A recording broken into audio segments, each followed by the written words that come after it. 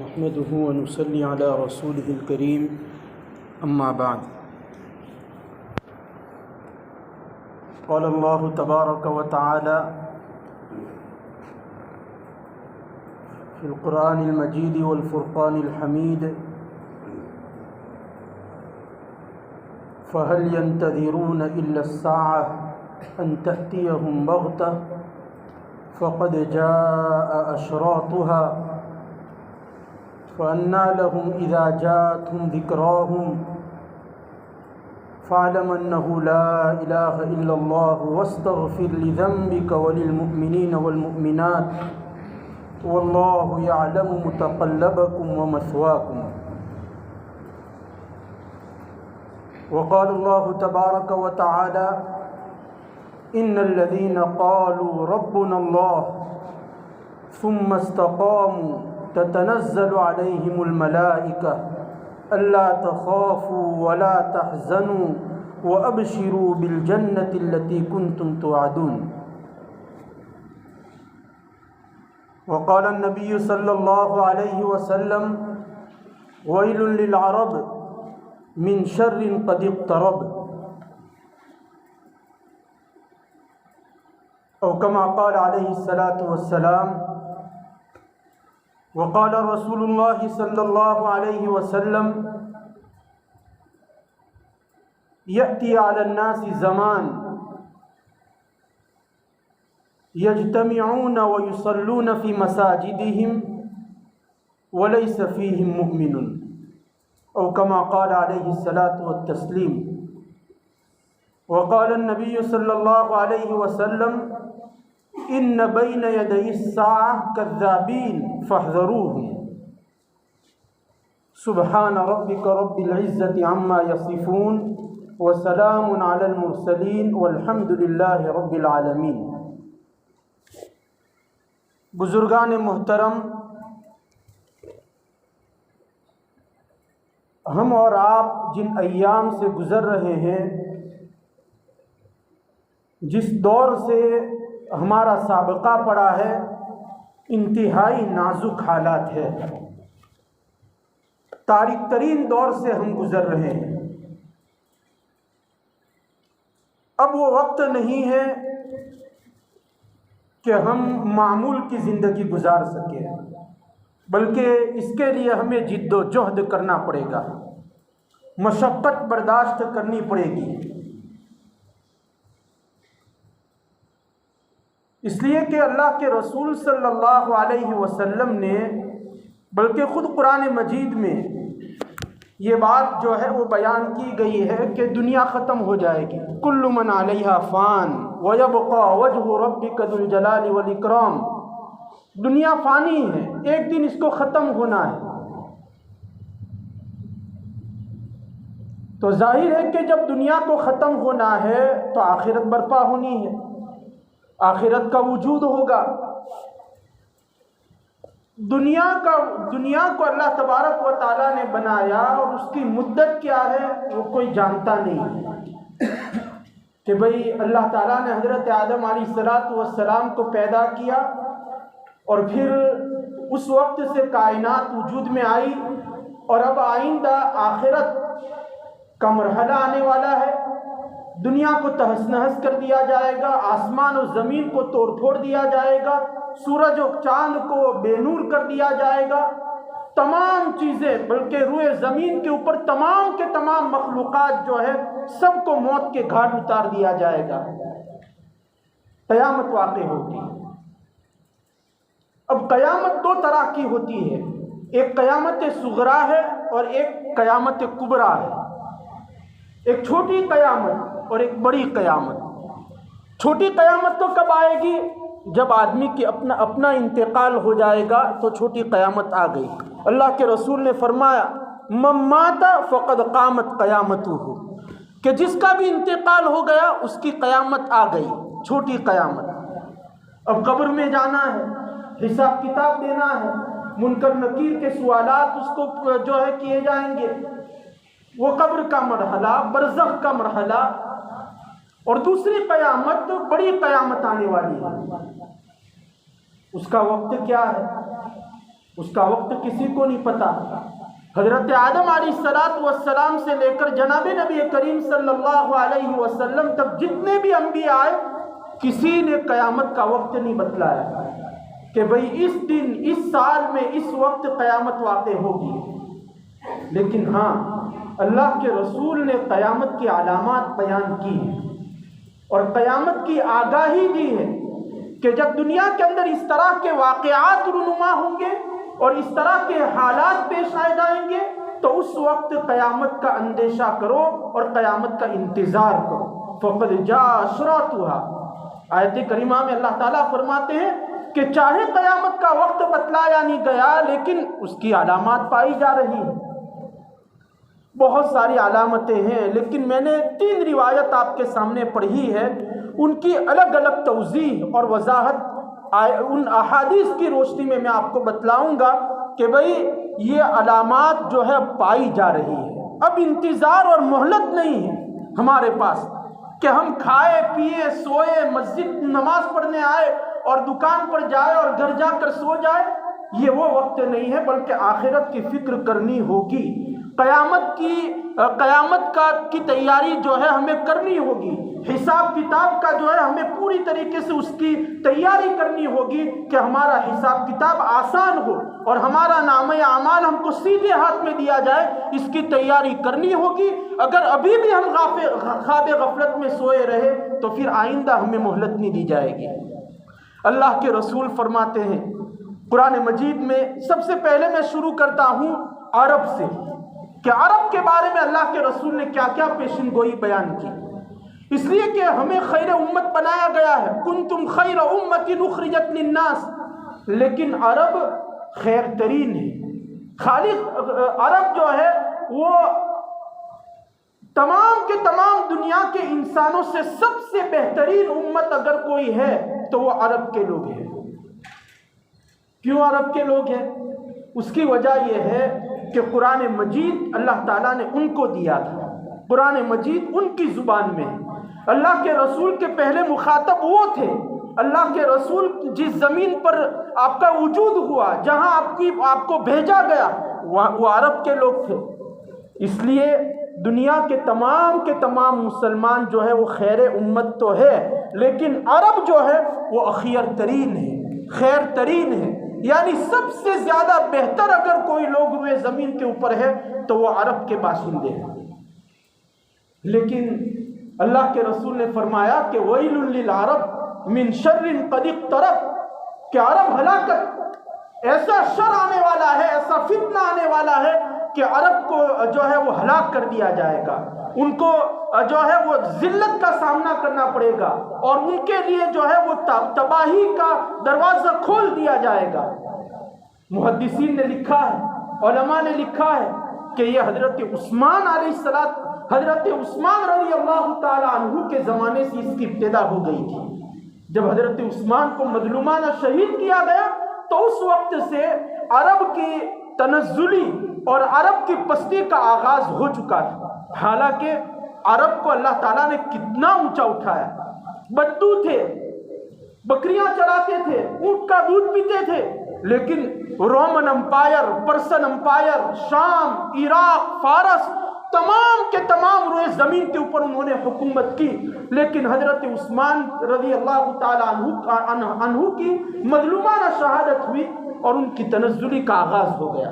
خانہ جنگی ہوئی، 3 سال تک خانہ جنگی ہوئی، 1 لاکھ کے قریب مسلمان اہل عرب تہتے کر دیے گئے۔ کفار نے حملہ نہیں کیا تھا، مشرکین نے حملہ نہیں کیا تھا، یہود اور نصارہ نے حملہ نہیں کیا تھا، خود مسلمانوں کے ہاتھوں سے مسلمانوں کو قتل کیا گیا۔ اس وقت سے شروع ہوا تھا اور آج دیکھ لیجئے عرب بالکل تنزلی اور عرب جو ہے وہ بالکل ذلت کے اندر پھنسے ہوئے ہیں۔ یہود جو ہے اللہ کے عذاب کے مستحق ہو گئے تھے جب انہوں نے حضرت عیسیٰ علیہ السلام کی جو ہے گستاخی کی اور ان پر ایمان نہیں لائے تو اللہ تعالیٰ کے عذاب کے وہ مستحق ہو گئے تھے، لیکن اللہ تعالیٰ نے ان کو عذاب میں مبتلا نہیں کیا، انتظار، استدراج کیا، ڈھیل دی ان کو۔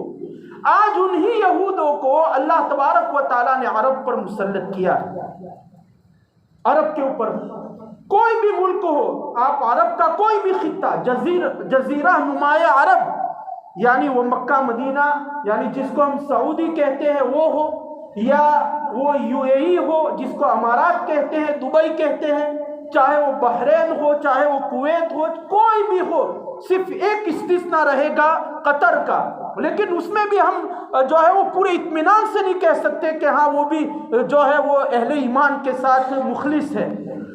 تمام کے تمام یہود کے قبضے میں ہے، تمام کے تمام، کوئی اس میں یہ نہیں، بلکہ واقعات تو ایسے بتائے جا رہے ہیں کہ ابھی 15 دن پہلے کا واقعہ ہے کہ یہود یعنی اسرائیل کا وزیر اعظم راتوں رات جو ہے وہ چارٹر فلائٹ کے ذریعے وہ ریاض آیا اور محمد بن سلمان کے ساتھ اس کی ملاقات ہوئی، کانوں کان کسی کو خبر نہیں ہے، بیچ دیا گیا ہے، اہل عرب نے پوری روئے زمین کو بیچ دیا گیا ہے، اور یہود یہ چاہتے ہیں کہ عرب پر قبضہ کریں، اور خاص طور پر عرب کا ایک مقام جس کو خیبر کہا جاتا ہے۔ خیبر آپ جانتے ہیں، وہاں یہود کے باغات تھے، اور وہاں پر جو ہے کھجور کے ان کے باغات تھے، ان کی جائیداد تھی، ان کی زمین تھی، اور سن ہجری 7 میں اللہ کے رسول نے اس کو فتح کیا۔ وہاں وہ لوگ آنا چاہتے ہیں اور اپنی آبا اور اجداد کی جو وہاں جائیداد ہے، میراث ہے، وہاں اس کو لینا چاہتے ہیں۔ تو یہ عرب کی تنزلی جو حضرت عثمان کی وفات کے بعد شروع ہوئی تھی، وہ آج تک ہو رہی ہے، بلکہ اگر آپ مطالعہ کریں اور اہل حق علماء جو ہے اگر ان کی زبانوں سے آپ سنیں تو آپ کو پتہ چلے گا کہ حرم جو ہے اس کے ارد گرد بھی انہوں نے اپنے شکنجے کو کس لیا ہے، وہاں کی عمارتیں، وہاں کی زمینیں وہ لوگ لے رہے ہیں۔ تو یہ عرب، اللہ کے رسول نے فرمایا کہ عرب جو ہے وہ ہلاک ہوں گے، اور عرب جو ہے وہ ذلت اور پستی کا شکار ہوں گے، اور وہ آج ہو رہا ہے۔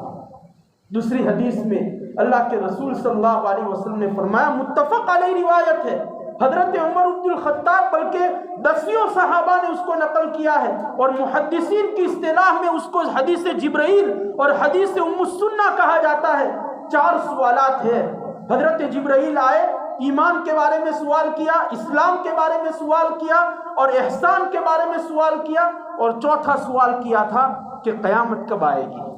اللہ کے رسول نے فرمایا کہ بھئی جس کو پوچھا جا رہا ہے مسئول یہ سائل سے زیادہ نہیں جانتا، جس کو سوال کیا جا رہا ہے اور جو سوال کر رہا ہے اس سے زیادہ نہیں جانتا، یعنی میں قیامت کے علاوہ قیامت کا وقت میں جانتا نہیں ہوں۔ جبرائیل امین نے پوچھا کہ پھر اس کی علامات کیا ہوگی؟ بہت ہی مختصر اللہ کے رسول نے علامات بیان کی ہے، ان تلد الامۃ ربتها وان ترى الحفاة العراة رعاء الشاة يتطاولون في البنيان۔ 2 جملے بیان کیے تھے، پہلا جملہ اس کا مطلب میں بیان کر دوں کہ ان تلد الامۃ ربتها، یعنی باندیاں اور غلام جو ہے وہ آقاؤں کو جنیں گے۔ بہت سارے مطالب اور اس کی بہت ساری تشریحات، بہت ساری اس کی تفسیر جو ہے وہ نقل کی گئی ہے، لیکن ایک مطلب میں بیان کرتا ہوں کہ بھئی اولاد کیا ہوتی ہے؟ اولاد تو ایسی ہوتی ہے کہ ماں باپ کے سامنے سر تسلیم خم کر دے گا، جھکا دے گا، اپنے کندھوں کو جھکا دے گا، جو ماں باپ کہیں گے وہ ہم کریں گے، سمعنا و اطعنا، آمنا و صدقنا، کبھی چوں چرا نہیں کریں گے۔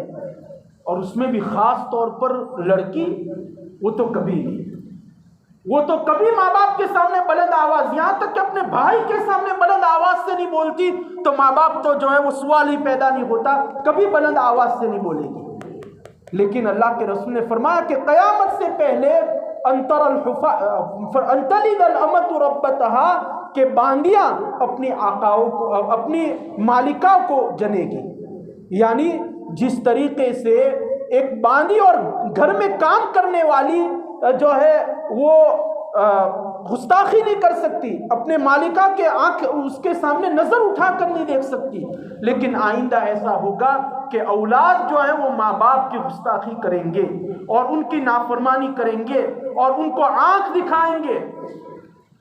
حدیث پاک ہمارے معاشرے میں اس کا سمجھنا تھوڑا مشکل ہے، لیکن جو لوگ یورپ میں ہیں، امریکہ میں، انگلینڈ میں، کینیڈا میں، ان کے لیے یہ حدیث پاک کے اس جملے کو سمجھنا بہت آسان ہے۔ کیوں؟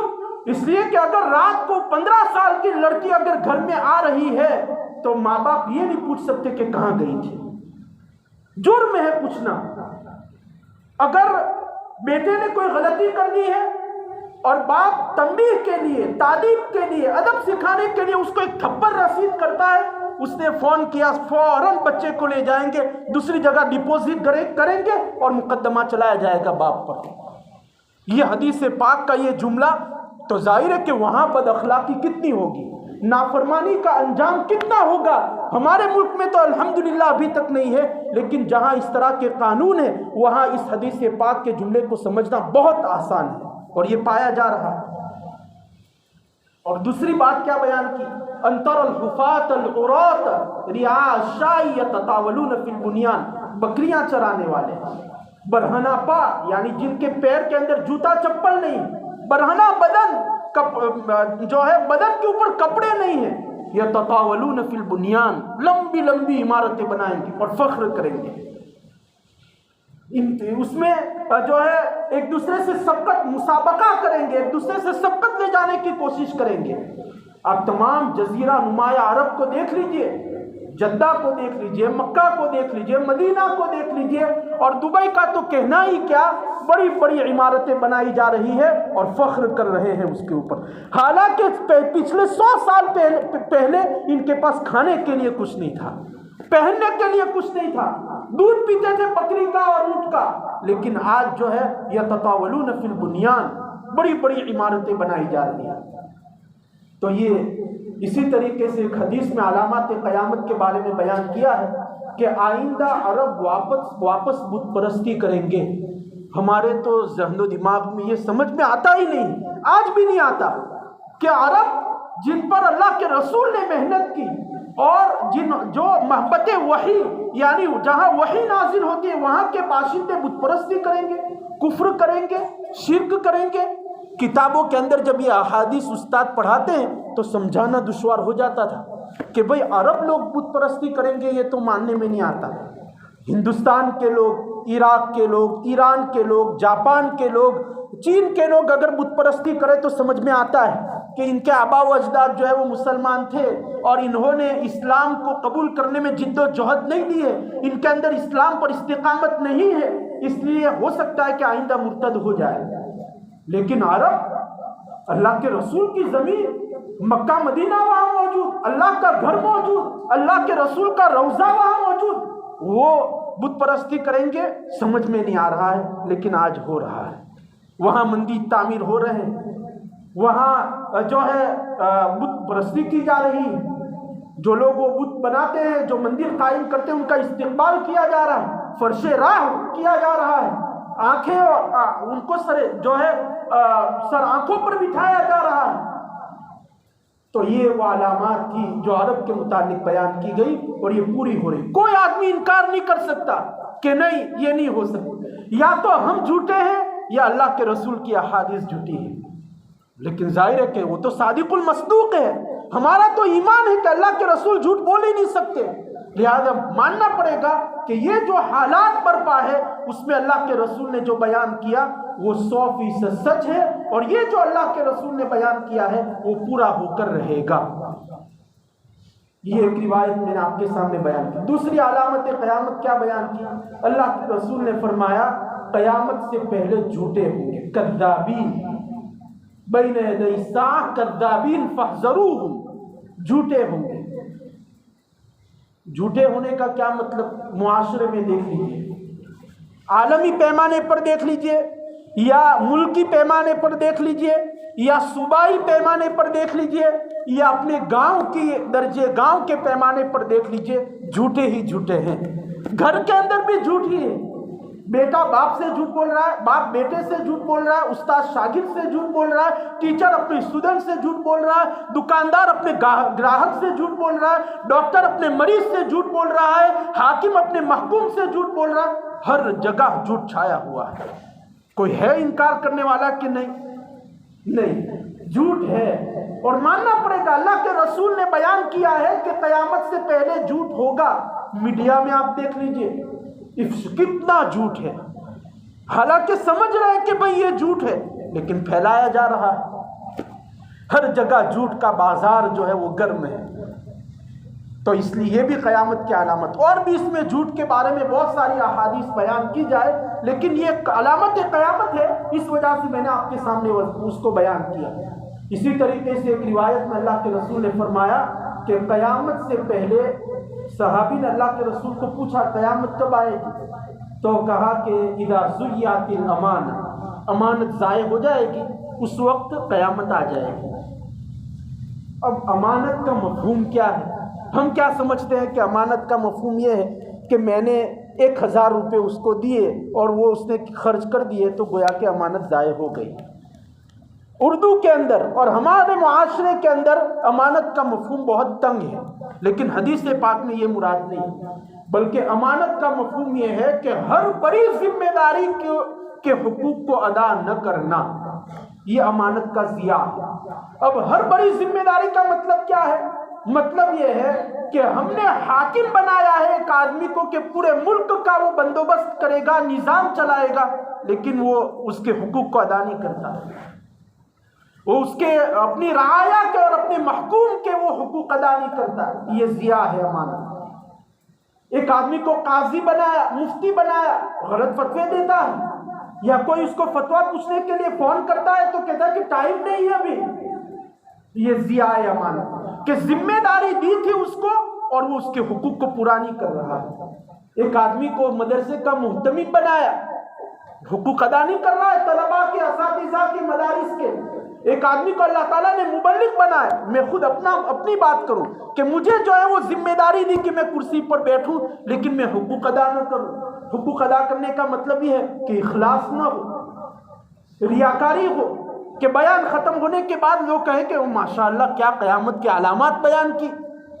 اس لیے یہ امانت کا ضیاع ہے، اور یہ ہمارے معاشرے کے اندر پایا جا رہا ہے کہ جس آدمی کو جو بھی عہدہ دیا جاتا ہے، جو بھی ذمہ داری دی جاتی ہے، اس میں وہ کوتاہی کرتا ہے، خیانت کرتا ہے، بددیانتی کرتا ہے، اس میں غلط فائدہ اٹھاتا ہے اس کا.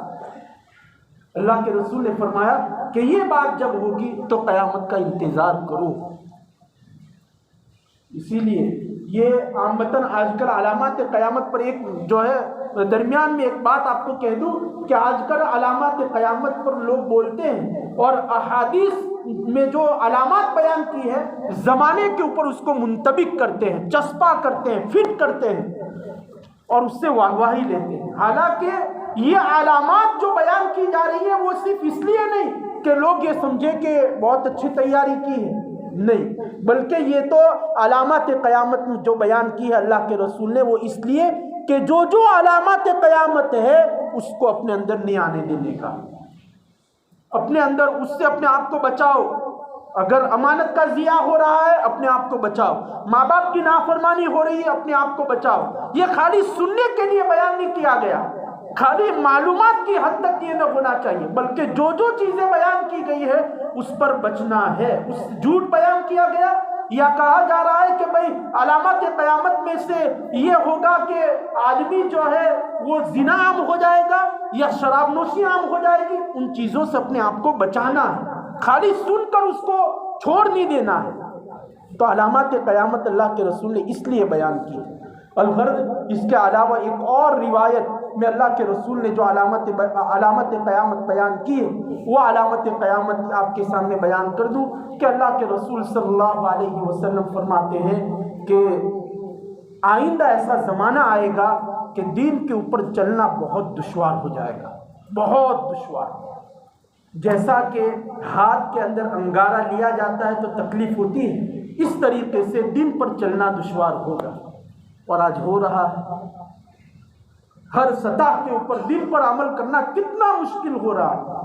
کوئی بھی دین کی جو مزاج شریعت ہے، اللہ اور اس کا رسول جس طرح ہم سے شریعت پر عمل کو چاہتا ہے ہم اس کو پورا نہیں کر پا رہے ہیں. کفریہ کلمات کے لیے ابھارا جا رہا ہے، اگر یہ جملہ نہیں بولا تو ماریں گے، اور مارتے ہیں، قتل کر دیا جائے گا. تو اس طرح کے واقعات جو ہے وہ ہو رہے. تو تمام کے تمام چیزیں جو اللہ کے رسول نے بیان کی ہے وہ احادیث کے اندر جو بیان کی ہے وہ ہمارے معاشرے کا حصہ ہے، ہمارے سماج کا حصہ ہے. لہذا ہمیں اس سے بچنا ہے۔ اللہ تعالیٰ مجھے بھی توفیق عطا فرمائے اور تمام کو یہ توفیق عطا فرمائے۔ اخیر میں ایک بات یہ کہنی ہے کہ اللہ کے رسول صلی اللہ علیہ وسلم فرماتے ہیں من بنا للہ مسجدا بنى اللہ له بیتا فی الجنہ۔ دوسری روایت میں اللہ کے رسول نے فرمایا کہ من احب للہ من ابغض للہ من اعطى للہ ومن منع للہ فقد استکمل الایمان۔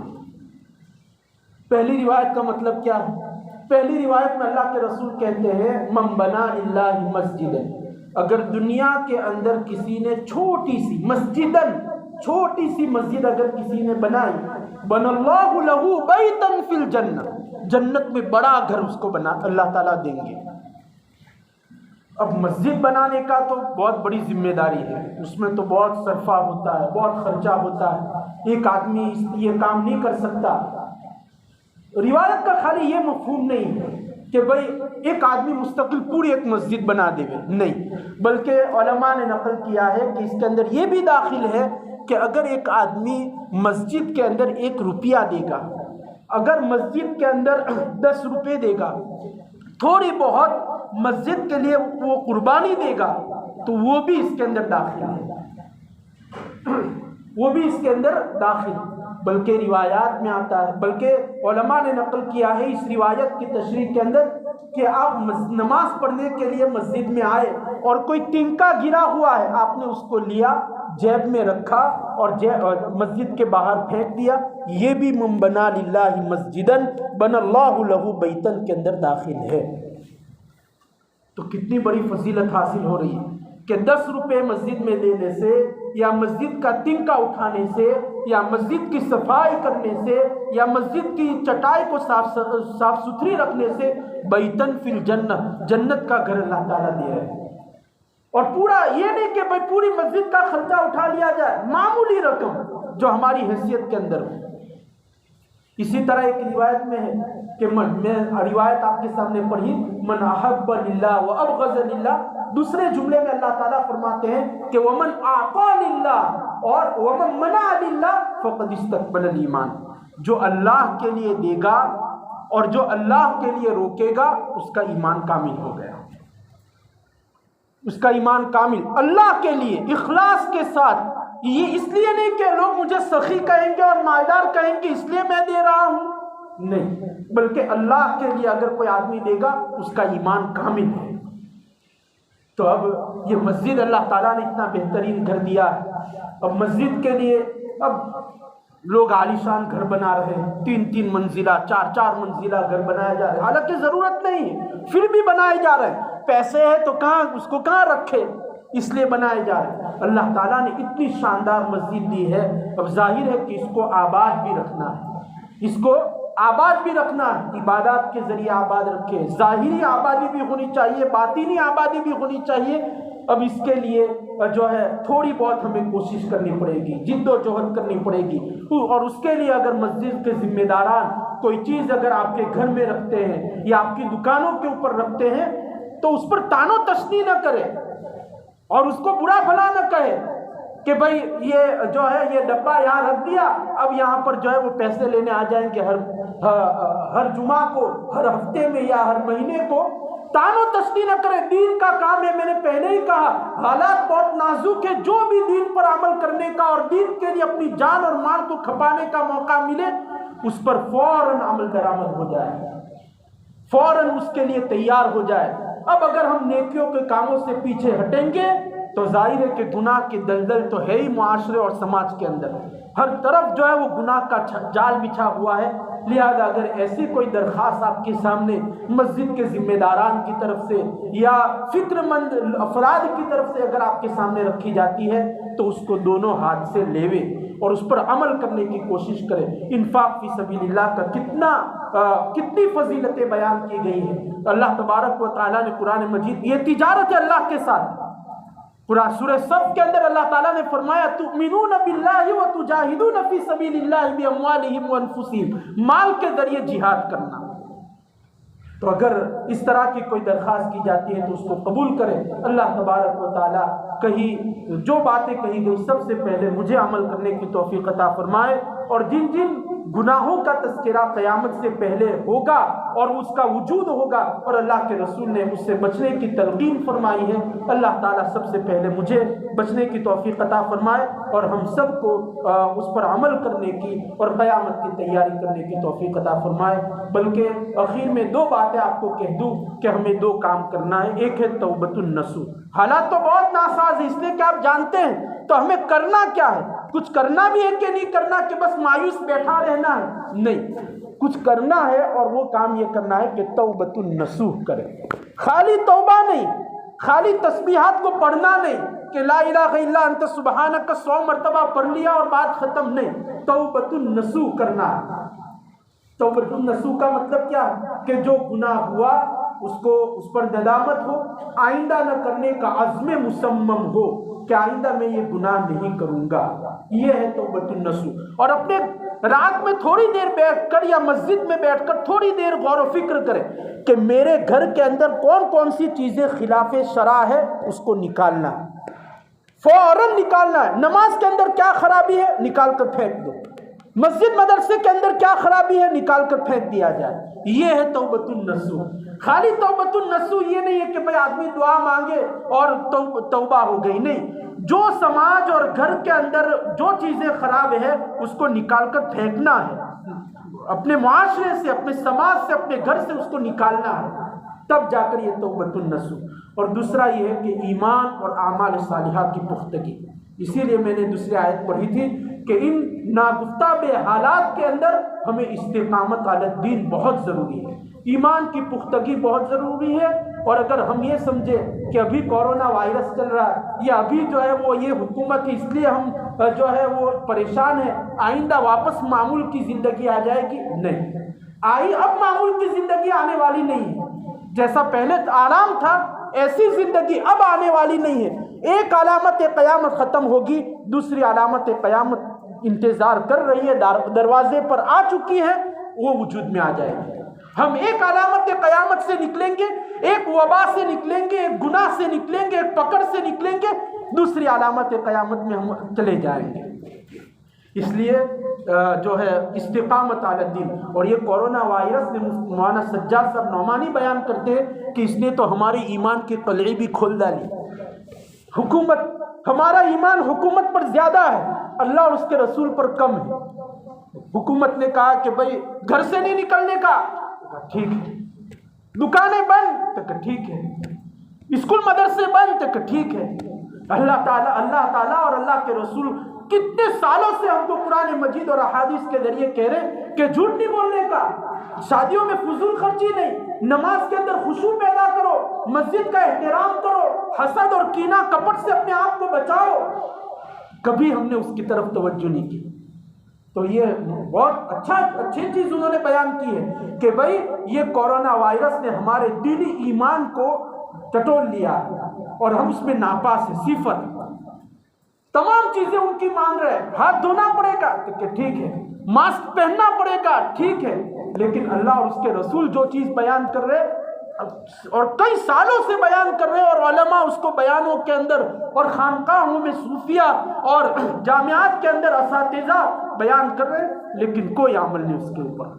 تو اس لیے ایمان کی پختگی اور اعمال کی پختگی بہت ضروری ہے. تبھی جا کر، اس لیے کہ علامات تو پوری ہونی ہے، بہت مختصر علامات تو پائی جائے گی، حالات تو آئیں گے. اب ہمیں اپنی آخرت کی تیاری کرنی ہے. اب ہمیں ایسی کوئی طریقہ ایسا اختیار کریں کہ یہ علامت پائی ہی نہیں جائے، ایسا نہیں ہو سکتا. کہ یہ علامت، یہ عذاب آئے ہی نہیں، ایسا تو نہیں ہو سکتا. اس لیے کہ اس کو تو آنا ہے، لیکن اب ہم اس حالات کو اپنے موافق کیسے کریں، وہ ایمان اور اعمال صالحہ کی پختگی کے ذریعے کر سکتے ہیں. اللہ تبارک و تعالی کامل ایمان کی دولت سے اور ان حالات میں مکمل شریعت محمدی کے اوپر مجھے بھی اور ہم سب کو اس پر عمل کرنے کی توفیق عطا فرمائے. وآخر دعوانا الحمدللہ رب العالمین.